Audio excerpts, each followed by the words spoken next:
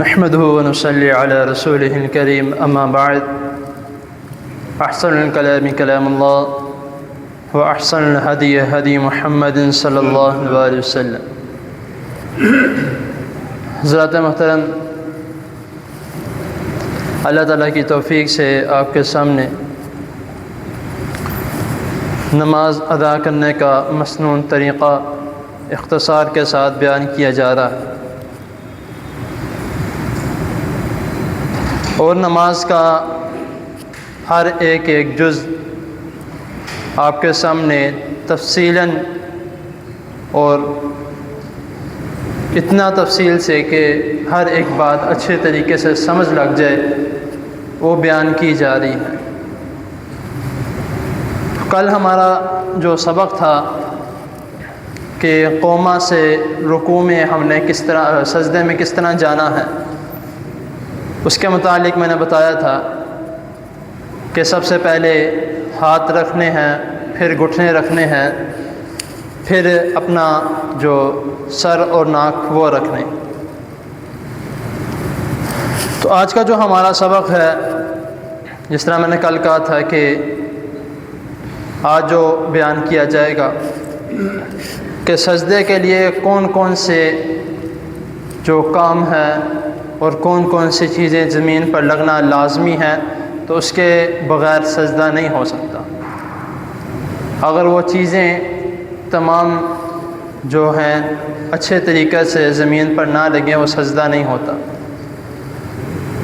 ان چیزوں میں رسول اللہ صلی اللہ علیہ وسلم نے 7 طریقوں کے بارے میں ذکر کیا ہے۔ بخاری کی حدیث ہے، حدیث نمبر 812۔ اکثر ہمیں اس طرح ہوتا ہے کہ جب ہم سجدہ کرتے ہیں، سجدے کے دوران ہماری یہ جو ہتھیلی ہے یہ زمین پہ نہیں لگتی۔ جو حکم ہے وہ ہتھیلی زمین پر لگانے کا ہے۔ ہمارا جو طریقہ ہوتا ہے، مثال کے طور پہ یہ زمین ہے، ہمارا ہاتھ اس طرح ہوتا ہے، انگلیاں لگ رہی ہیں اور یہ چیز لگ رہی ہے، یہ ہماری ہتھیلی زمین پر نہیں ہوتی، یہ لازمی ہے۔ اور دوسرا طریقہ جو ہمارا سجدہ کرنے کا ہے، ناک اور پیشانی کا۔ کئی لوگوں کو میں نے دیکھا ہے، اور آپ بھی جانتے ہوں گے، آپ نے بھی دیکھا ہوگا، غور کیا ہوگا کہ جب وہ سجدہ کرتے ہیں تو اپنی ناک زمین پر نہیں لگاتے۔ کچھ لوگ کہتے ہیں اگر پیشانی لگ جائے تو کافی ہے، کیونکہ یہ ایک مکمل ہڈی ہے۔ اگر وہ خود کہتے ہیں ایک مکمل ہڈی ہے تو اگر پیشانی بھی لگ جائے تو لازمی نہیں ہے ناک کو لگانا۔ تو جب وہ خود کہہ رہے ہیں کہ یہ ایک مکمل ہڈی ہے، تو جب آدھی ہڈی لگے گی تو وہ حدیث پر مکمل عمل نہیں کیا جائے گا۔ کئی مرتبہ اس طرح ہوتا ہے، تیسری چیز کہ جب ہم سجدے میں ہوتے ہیں تو بعض لوگ جو سجدے میں ہیں پیچھے سے اپنے پاؤں کو جھلاتے رہتے ہیں، ایک پاؤں اٹھا لیا، ایک رکھ دیا، دوسرے پاؤں کو ایک پاؤں کے اوپر رکھ لیا، تو یعنی کہ وہ اپنے جو پیچھے پاؤں ہیں ان کے اوپر نیچے کرتے رہتے ہیں۔ یہ بھی طریقہ کار صحیح نہیں ہے۔ جو رسول اللہ صلی اللہ علیہ وسلم نے طریقہ کار بتایا ہے، اور ایک ہم یہ کام کرتے ہیں کہ جب ہم سجدے میں جاتے ہیں، ایک دفعہ یا 2 دفعہ سبحان ربی الاعلیٰ پڑھ کر فوراً اٹھ جاتے ہیں، مکمل سجدہ نہیں کرتے۔ رسول اللہ صلی اللہ علیہ وسلم کا جو طریقہ کار ہے، بخاری کی حدیث ہے، حدیث نمبر 793 میں، کہ نبی کریم صلی اللہ علیہ وسلم فرما رہے ہیں کہ ثم سجد حتی تطمئن ساجدا، جب تم سجدہ کرو تو اطمینان کے ساتھ، اچھے طریقے کے ساتھ، اعتدال کے ساتھ اور مکمل طریقے سے سجدہ کر کے پھر اٹھو۔ اس حدیث کے جو تفسیر میں جو محدثین نے لکھا ہے وہ کوے کی مثال دی ہے کہ کوے کی طرح ٹھونگے نہ مارو نماز میں۔ تو ہمیں نماز اطمینان کے ساتھ پڑھنی چاہیے، اچھے طریقے سے، ہم عاجزی کے ساتھ اللہ تعالیٰ کے سامنے کھڑے ہیں۔ تو جو نماز ادا کرنے کا اور جو سجدہ کرنے کا جو طریقہ ہے، جس طرح میں نے کہا 7 اعضاء جو جسم کے رسول اللہ صلی اللہ علیہ وسلم نے فرمایا کہ زمین پر لگنا لازمی ہے۔ نمبر 1، ہاتھ، ہتھیلی، جس طرح میں نے کہا اس طرح یہ مکمل زمین پر لگنا دونوں لازمی ہیں۔ دوسری چیز جو یہ گھٹنے ہیں، ساتھ ساتھ رسول اللہ صلی اللہ علیہ وسلم بتا رہے ہیں کہ 7 اعضاء جو ہیں جسم کے زمین پر لگنا لازمی ہے۔ جو راوی ہیں اس حدیث کے وہ بیان کرتے ہیں کہ رسول اللہ صلی اللہ علیہ وسلم ساتھ ساتھ ہمیں اشارہ کر کے سمجھا رہے ہیں کہ یہ لازمی ہے۔ اس کے بعد جو یہ گھٹنے ہیں دونوں، یہ لگنا لازمی ہے۔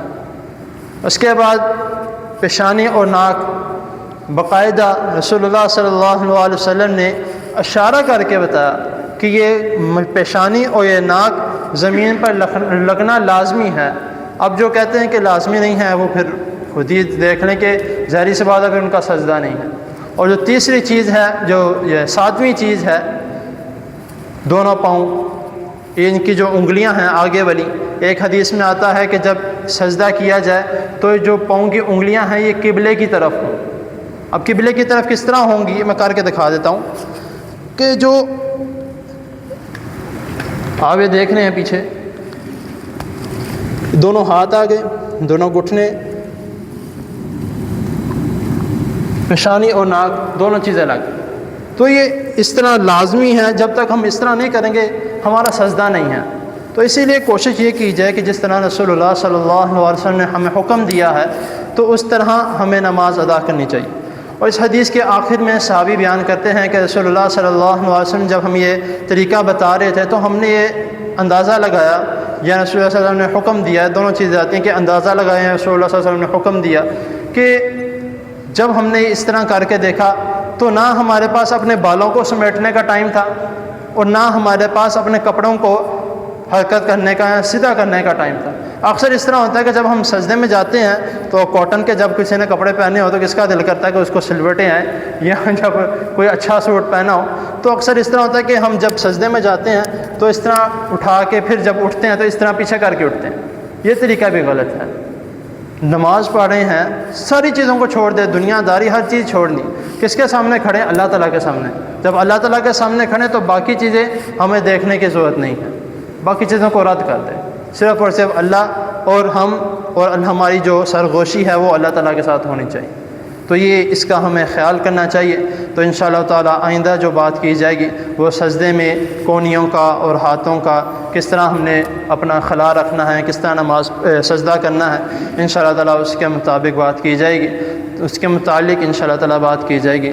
تو اللہ تعالیٰ کے حضور دعا ہے اللہ تعالیٰ ہمیں صحیح دین کو سمجھنے کی اور صحیح سنت کے مطابق نماز ادا کرنے کی توفیق عطا فرمائے۔ جزاکم اللہ۔